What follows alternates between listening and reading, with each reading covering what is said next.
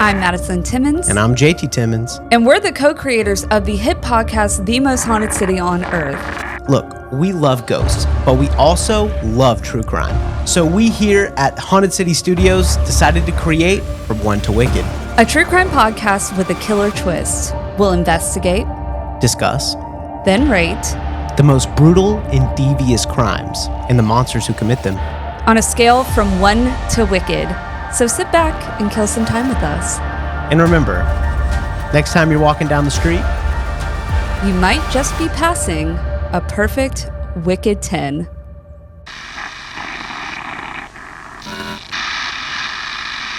Hello, and welcome back to another episode of From One to Wicked. My name is Madison Timmons. and I'm JT Timmons. And today we are going to be covering the notorious Ed Kemper, which was actually requested by our para-junkie, Corinne Denny. Yes. And so, as we always say, if you have somebody you would like us to cover and rate based off our scale, please leave it down below because we will actually do it. And I thoroughly enjoyed researching into Ed Kemper. She literally said in the message, she messaged us on Patreon, she said, JT is always talking about Ed Kemper, and I have no idea who he is. Will Really? you do an episode on Ed Kemper? And I was like, sure.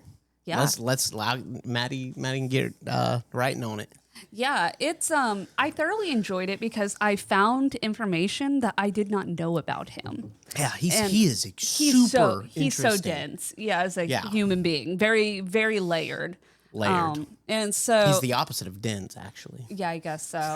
Well, he's brilliant. Well, he's dense in the way of he's stupid for doing these things. But nonetheless, also I was just telling JT before we started rolling that when I was doing this, I was making myself laugh because last episode we were talking about how every episode we should come up with a moniker for each of these killers because they get cool names and they don't deserve cool names. They deserve to be bullied a little bit.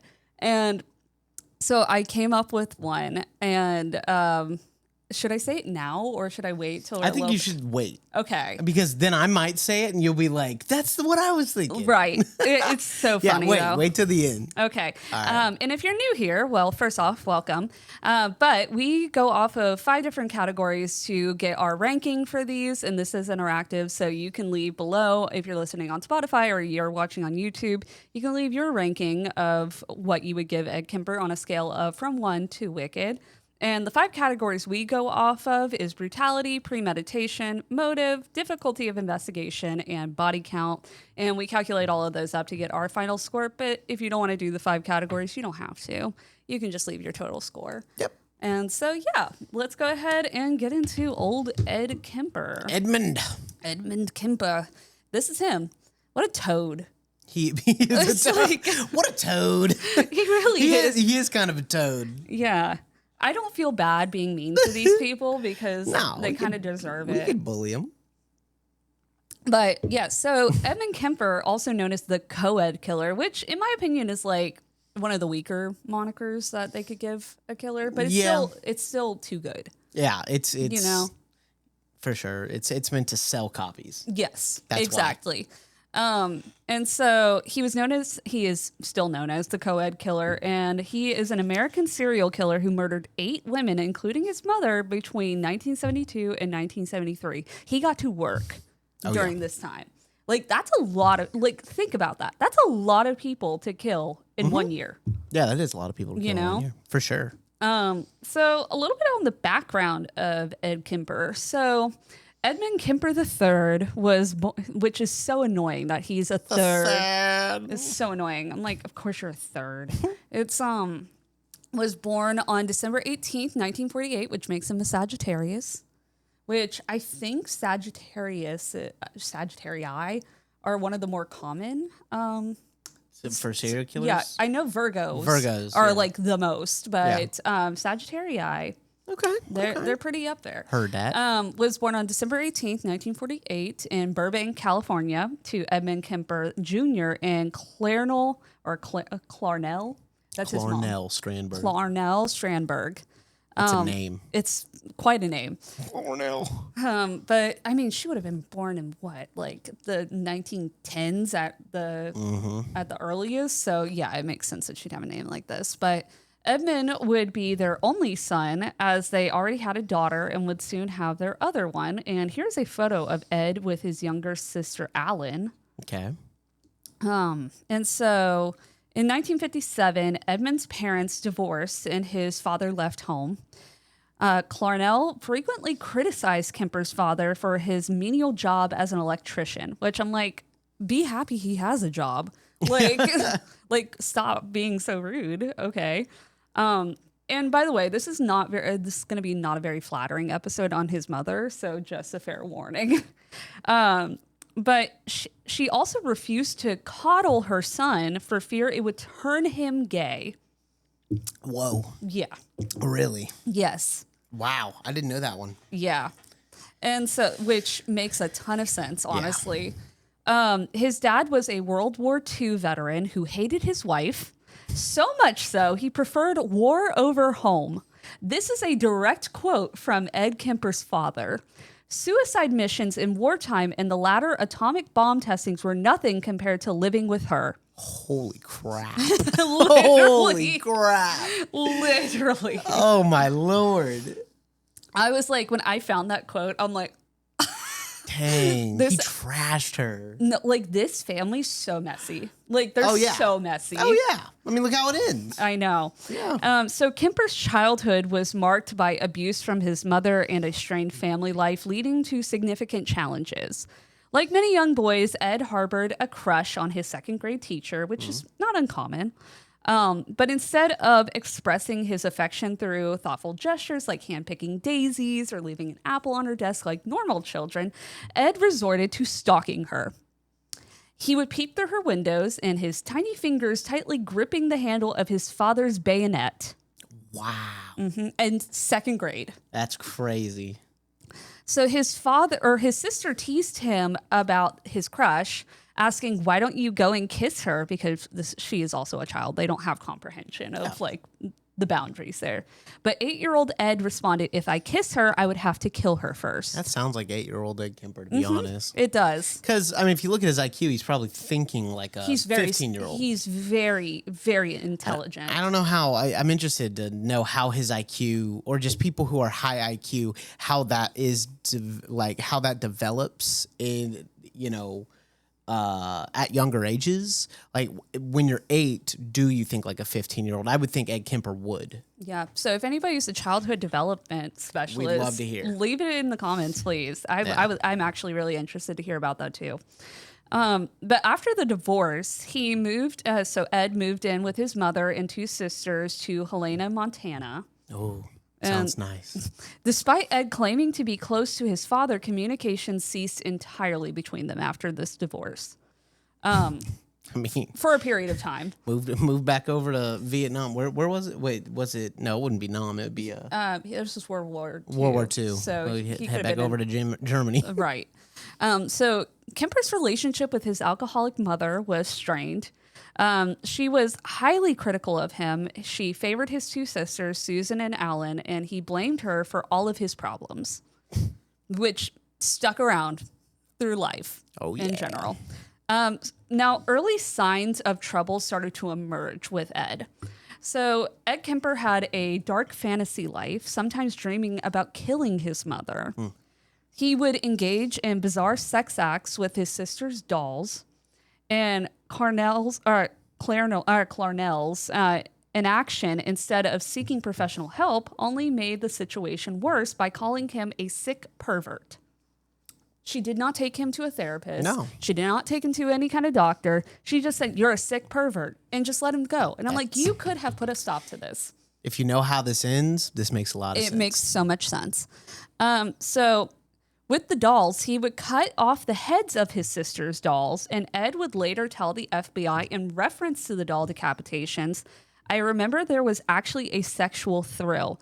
You hear that little pop and pull their heads off and hold them up by the hair, whipping their heads off, their body sitting there, that'd get me off. That is a direct quote from him. Yep. He's a weird one. Oh, it gets weirder. Don't worry. It gets even stranger. He would also coerce the girls, referring to his sisters, into playing games he called electric chair or gas chamber.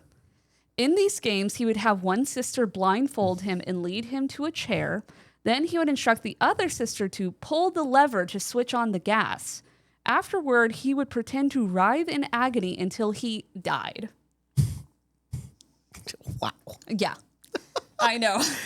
Oh my gosh. And when he was 10 years old, his mother forced him to live in the basement, far from his sisters, whom she harbored apprehensions that he might somehow harm.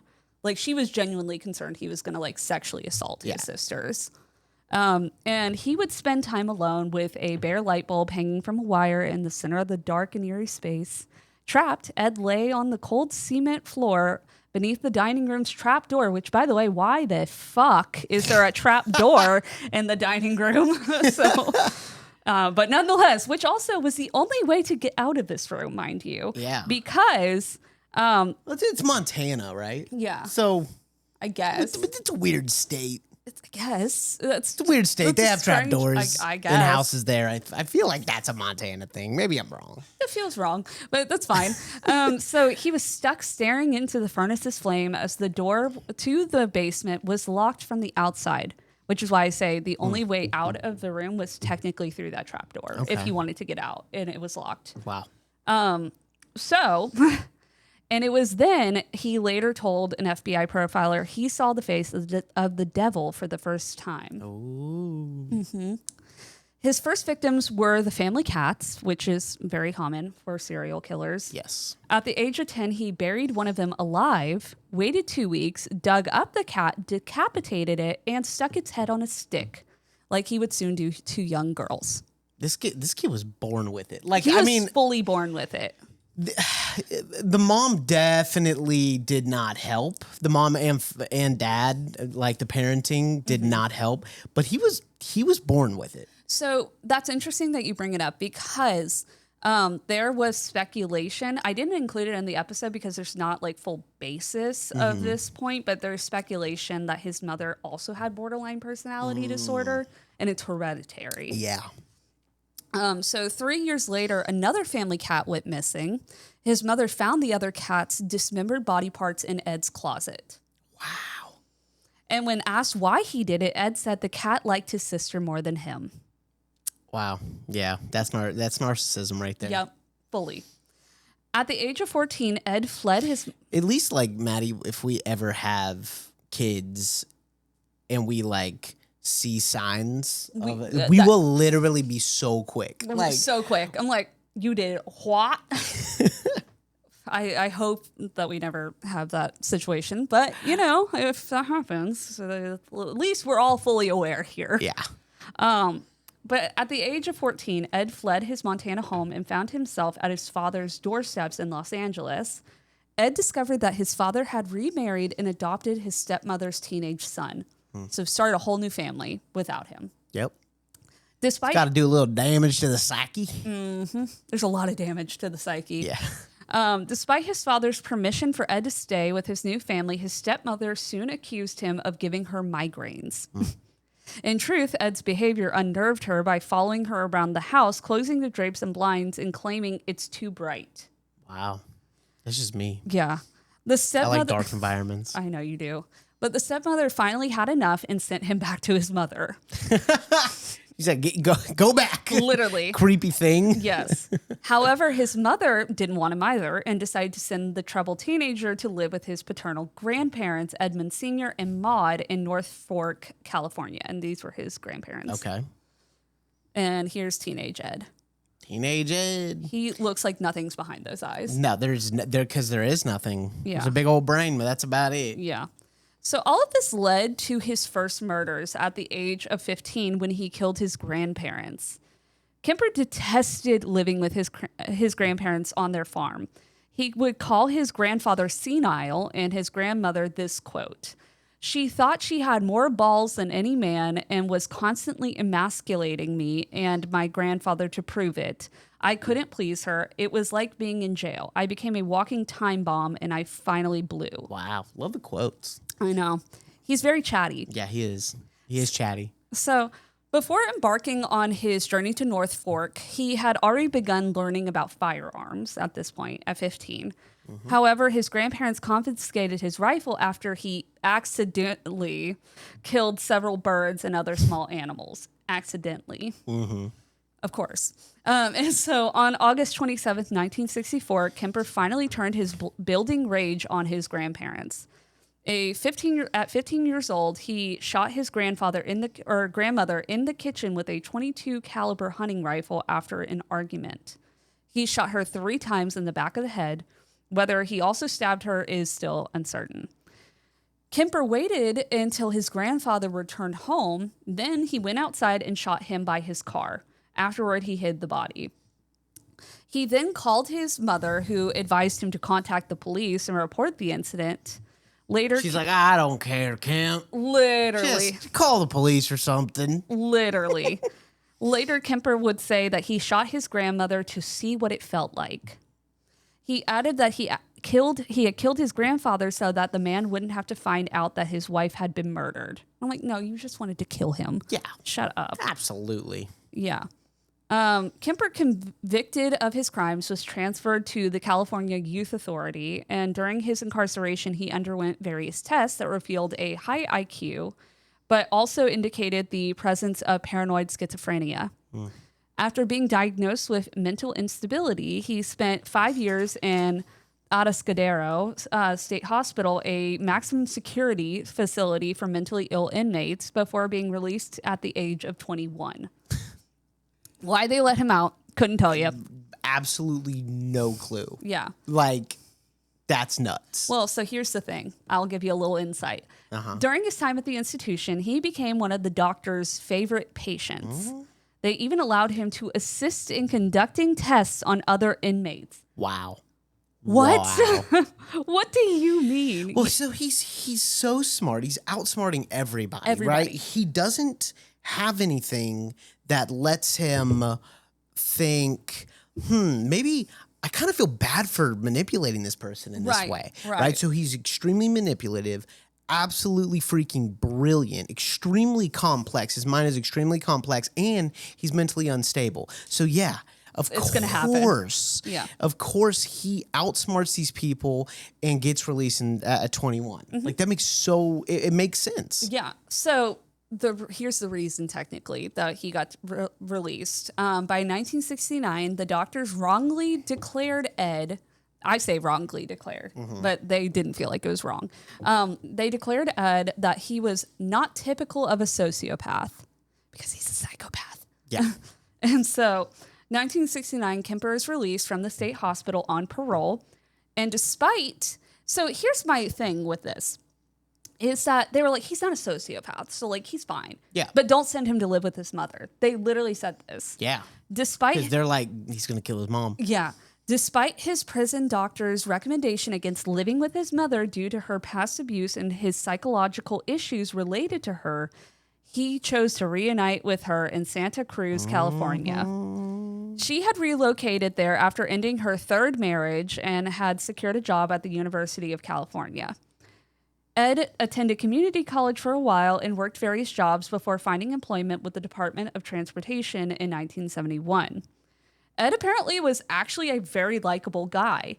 He used to frequent the Jury Room, which is a bar located across from the Santa Cruz County Courthouse, and developed a close friendship with several police officers in town. Ed Kemper had applied to become a state trooper, but he was rejected because of his size. He weighed around 300 pounds and was 6 feet 9 inches tall. It's a big boy. He's a big boy, which led to his nickname Big Ed, which was given to him by police officers. And here is a photo of Ed smoking a cigarette with a detective in a car. Yeah. Yep. The way that I see it is these types. Now, I'm no psychologist, obviously, but the way that I see it is that these serial killers, they don't, when they're especially as smart as he is, they can't they don't immediately have, humor or the ability to care for someone just available to them like we do. It doesn't come naturally. So what they have to do is they study it and they perfect it. And that is why Ed Kemper is arguably one of the most dangerous serial killers of all time, because he was a chameleon. Absolutely. Like he could pick and choose what he was going to say in a millisecond and get a point across that he knew was going to impress the police officer. Absolutely. Yeah. And so, however, he did spend some time with the Santa Cruz police officers. One of them even gave him a training school badge and handcuffs. Yeah. While another allowed him to borrow a gun, as mentioned in the book Whoever Fights Monsters by Robert K. Ressler and Tom Shatman. California really changed, didn't it? Mm-hmm. It changed like heavy. Night and day. Ed even had a car that resembled a police cruiser. Yeah. So Ed, who started working for the highway department the same year, was tragically hit by a car while riding his motorcycle. Maybe it should have done a little more damage, but it's fine. His arm was severely injured, leading to a $15,000 settlement in the civil suit he filed against the driver. And unable to continue working, Ed redirected his focus to other endeavors, if you get what I mean. Oh, yeah. He noticed a large number of young women hitchhiking in the area because it's the 70s, so it is what it is. But Ed, who had purchased a new car with some of his settlement money, started storing tools he believed he might need to carry out his murderous intentions, including a gun, a knife, and handcuffs. So, the murders. The moitas. So, at first, I guess while he was trying to get his bearings of how he's going to go about this, Ed picked up female hitchhikers and would let them go. Mm-hmm. Because he wanted to see He's studying it. Yeah, he's studying it. And so here's a photo. Here's photos of the two first victims, Anita M. Lucchesa and Mary Ann Pesci. They were pretty. Yeah, he picked only pretty girls. Mm-hmm. And so, however, when he offered a ride to two Fresno State students, Mary Ann Pesci and Anita Lucchesa, their journey to their destination ended tragically. Their families reported them missing soon after, but their fate remained unknown until August 15th, when a female head was discovered in the woods near Santa Cruz and later identified as Pesci's, and Lucchesa's remains, however, were never found. Now, Kemper later revealed that he had stabbed and strangled Pesci before proceeding to kill Lucchesa as well, so he let her watch it. Yeah. And after the murders, he returned the bodies to his apartment, took photographs of their naked corpses, and removed their heads and hands. Kemper also said he engaged in sexual activity with their corpses. And then this is a photo of another girl that he ended up killing. Mm-hmm. So later that year, September 14th, 1972, Kemper picked up a 15-year-old, Aiko Ku, who had decided to hitchhike because she missed her bus to her dance class. She would meet the same fate as Pesci and Lucchesa, and during the encounter, Kemper accidentally locked himself out of his car but managed to persuade the young girl to let him back in. Wow. Mm-hmm. However, his intentions took a dark turn as he choked her unconscious, raped her, and ultimately killed her.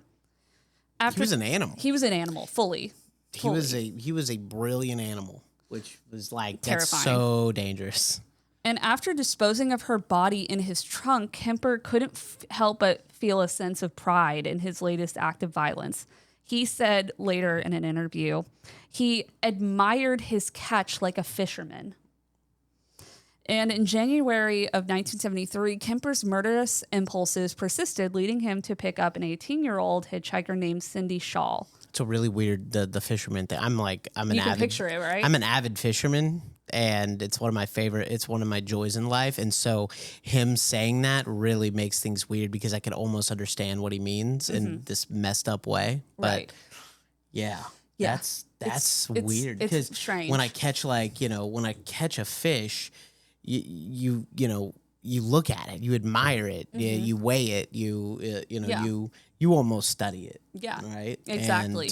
And, like redfish, you count how many spots it has and how blue the tail is and whatnot. So it's just like, oh man, that's so weird. It is. It's super creepy. Ugh. It's super creepy. So he picked up an 18-year-old hitchhiker named Cindy Shaw. He brutally shot and killed her. And while his mother was away, Kemper went to her home and concealed Shaw's body in her room, or in his room. The following day, he dismembered the corpse there and disposed of the body parts in the ocean. Several parts were later discovered when they washed up ashore. And he buried her head in his mother's backyard, which was not uncommon for him. Kemper goes hard. He does. So on February 5th, 1973, Kemper used a campus parking sticker his mother had given him to commit a double murder. Because remember, his mother worked at University of California, so he was able to get on campus because of that. He drove to the university where he offered a ride to two students, Rosalind Thorpe, who was 23, or Rosalind Thorpe, 23, and Alice Liu, who was 20. Shortly after picking them up, he shot the two young women. Then he drove past the campus security at the gates with the two mortally wounded women in his car. After the murders, Kemper dismembered his two victims, decapitating them and removing the bullets from their heads. He then disposed of the body parts in various locations. Before mutilating their bodies further, he also engaged in sexual acts with their corpses. In March, hikers near Highway 1 and San Mateo County discovered some of Thorpe's and Liu's remains. At the time of Kemper's murders, two other serial killers, John Lindley Frazier and Herbert Mullins, were also committing their own crimes in the area. So, if the anything, 70s in California crazy. Was unhinged. Unhinged. But if anything, that helped his case to help him get away with this longer. And so, consequently, Santa Cruz earned the unfortunate moniker of the murder capital of the world in the press. And Kemper, on the other hand, was known as the Coed Killer and the Coed Butcher. And so here is a photo of them digging up the gardens and things like that. But most of the decapitated heads he buried in the garden like this, with their faces tilted towards his mother's bedroom window because she looked down on everyone. Wow. Like there was always some kind of purpose behind everything he did. Like facing these women's heads towards his mother's window, that's insane. And so that's what kind of leads into his own mother's murder. In 1973, in April, Kemper committed his final two murders. On Good Friday, he visited his mother's home where they had a heated encounter. And on April 21st, 1973, at 5 a.m., Kemper attacked his mother while she was asleep. He struck her in the head with a claw hammer that was kept in the kitchen.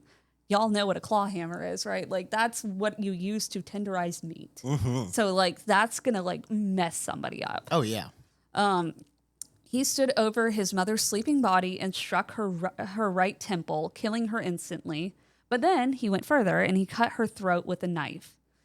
As he had with his other victims, he then decapitated her and cut off her hands, but then also removed her larynx and put it down the garbage disposal so that she could never speak again, basically. When the disposal spat the grisly innards back out, he thought, that seems appropriate, as much as she'd bitched and screamed and yelled at me over so many years. That's a direct quote from him. God. He also used her, literally, it's so much. He also used her decapitated head as a dartboard after performing sex acts on it. After hiding his mother's body parts, he then left the house and went to the jury room for a drink. Wow. The cop bar. Yeah. He's so full of himself that he's like, I can do that. But later that night, he returned to the scene of the crime and paranoia set in. He decided to explain his mother's absence by telling people she had left town with her best friend, Sarah Hallett. For that story to work, Miss Hallett would also have to disappear. So Ed called Miss Hallett and told her he wanted to surprise his mother with dinner and a show that night. She happily accepted his invitation and showed up that evening around 8 p.m. She entered the room, removed her sweater, and Kemper swiftly struck her in the stomach. He then choked her until her body went limp. He would then have sex with her headless corpse before hiding her body in a closet. The next day, Easter Sunday, he jumped into Miss Hallett's car, and Kemper fled the area driving east until he reached Pueblo, Colorado. He assumed the bodies would be discovered the next day and a warrant for his arrest would be issued. However, as the hours turned into days and no mention of the crime were made on any of the radio or TV news stations, Kemper realized he would have to take matters into his own hands. On April 23rd, 1973, the Santa Cruz County Sheriff's Department received a phone call from Edmund Kemper. He told them that he was responsible for murdering his mother, Clarnell Strandberg, and her close friend, Sarah Hallett. Kemper placed the call from a payphone in Pueblo, Colorado, and made a desperate plea. "Stop me. I'm an inch from doing it again." Yep. Turned himself in. At first, they did not believe that the guy they knew as Big Ed was a killer. Kemper was so well liked by the police department, they mistook the situation as Ed playing a practical joke when he made that call from Pueblo, Colorado. Little did they know that Kemper had been on a murdering spree for the past 10 months. However, during subsequent interrogations, he would guide them to all the evidence that was required to establish his true identity as the infamous Coed Killer. So here he is showing them where the heads were. Mm-hmm. And here's another photo of him showing where evidence is. Here's his mugshot. Yep. And look how freaking tall this man is. Yeah, he's so tall. He's so tall. Yeah. Now, the trial was very swift because they basically had everything they needed to convict him. So charged with 8 counts of first-degree murder, Kemper went on trial for his crimes in October of 1973. When asked by the judge what he thought his punishment should be, Kemper said that he should be tortured to death. Wow. On November 8th, 1973, the jury found him sane and guilty on all counts. Kemper, who tried to commit suicide twice during the trial, asked for the death penalty, but due to the moratorium placed on capital punishment at the time, was given a life sentence, which he is still serving today. He instead received 8 concurrent life sentences.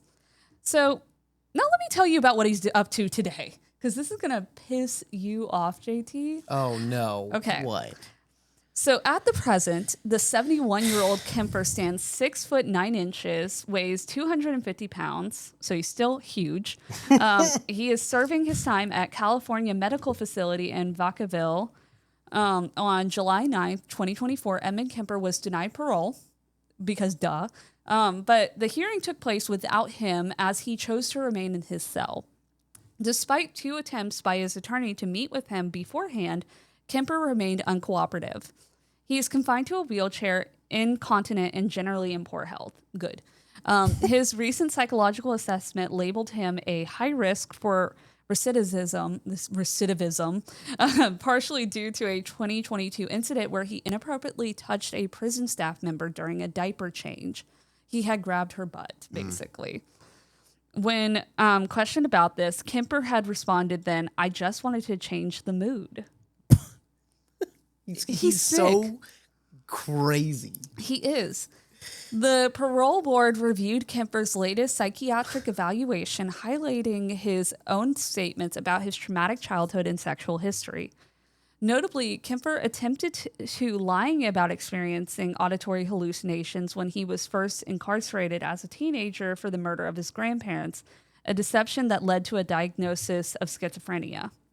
So he was never schizophrenic. Yeah. The doctor who wrote this recent report noted that Kemper chuckled upon revealing this deception from 60 years ago. And this is the part that I was jarred by. He now works as an audiobook narrator. An audiobook narrator? And here are the list of books he's narrated. What? Yeah.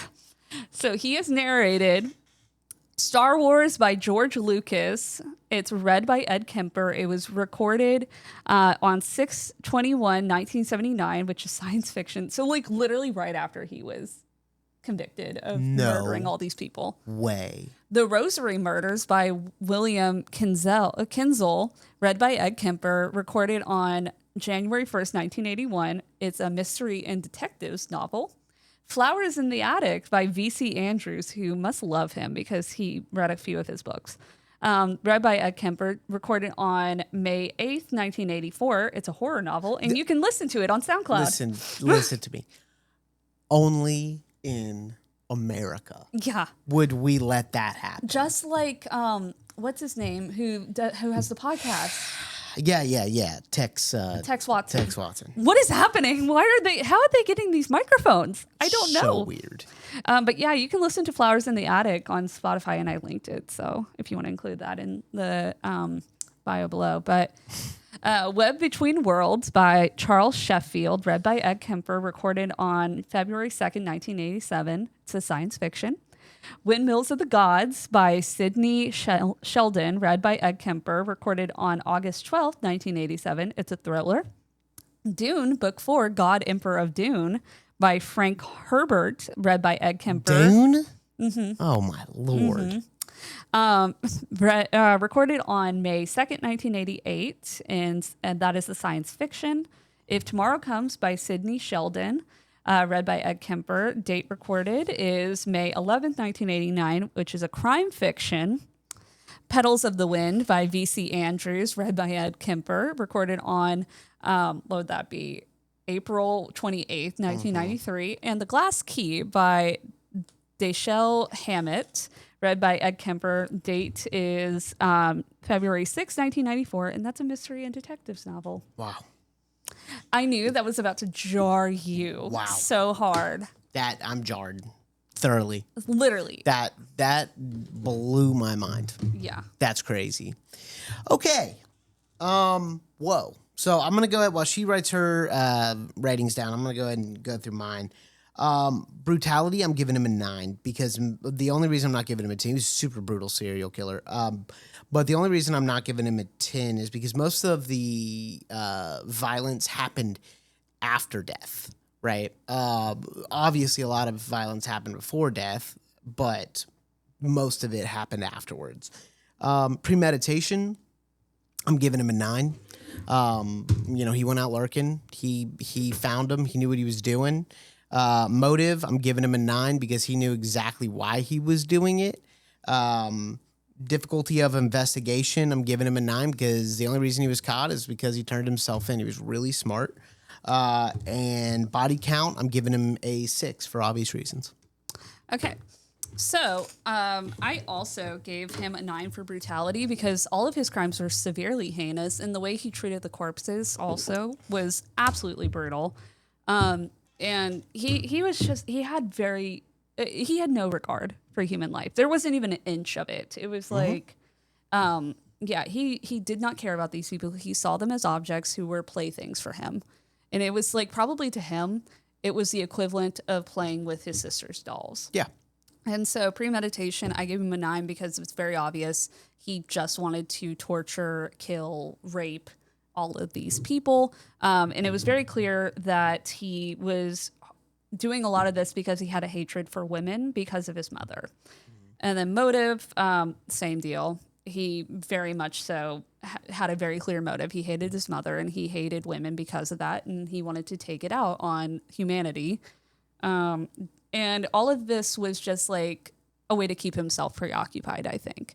He's like, it very much feels like anytime he got like almost like a sexual urge, he was like, I have to go do it. I have to take care of this. And you're my object to fulfill that, basically.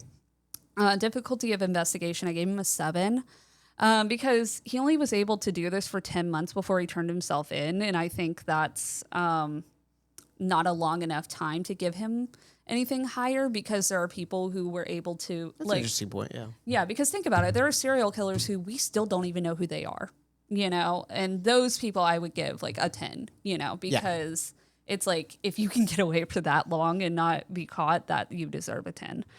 But he got away with it long enough to the point where I was like, I feel like 7's appropriate because he did a lot of upfront work with like befriending the police and things like that. I would like to say if he didn't have if he wasn't so conflicted as to what he was doing, like, and didn't turn himself in, he would have gotten away for a long time. He would have gotten away with it for longer. I mean, I just think that he's just smarter than majority of people who would have to take an equally as smart or smarter person to catch him. I think what it was is he got his final revenge. He satisfied himself. By killing his mother. And so after that, he's like, I don't need to do this anymore. It's just fun for me at that point. Yeah. And so he's like, I'm just going to turn myself in because I got... He gave up. Yeah. He's like the giver-upper killer. Yeah.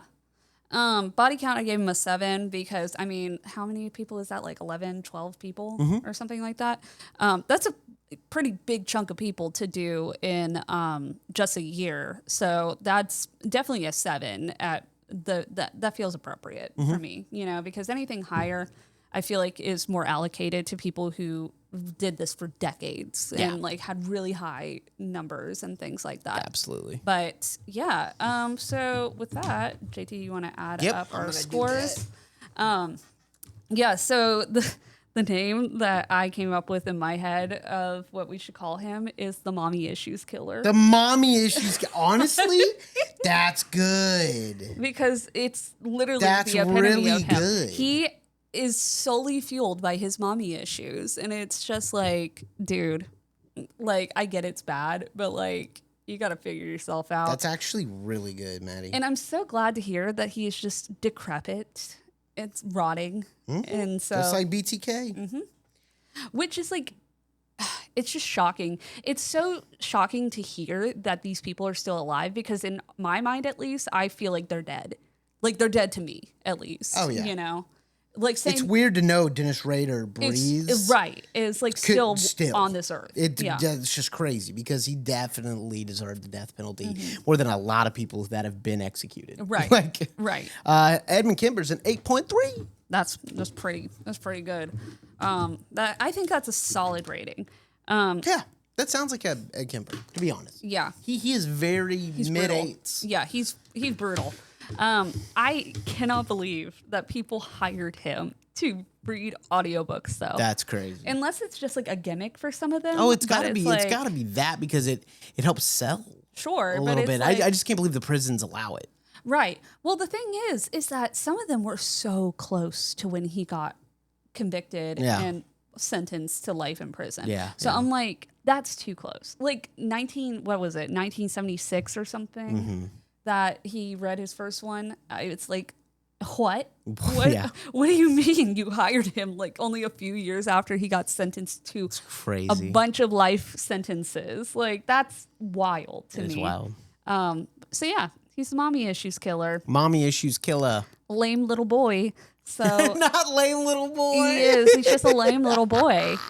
And so, oh gosh, not the lame little boy. He really is. And I hope he continues to rot in prison and not enjoy the rest of his life because he deserves that.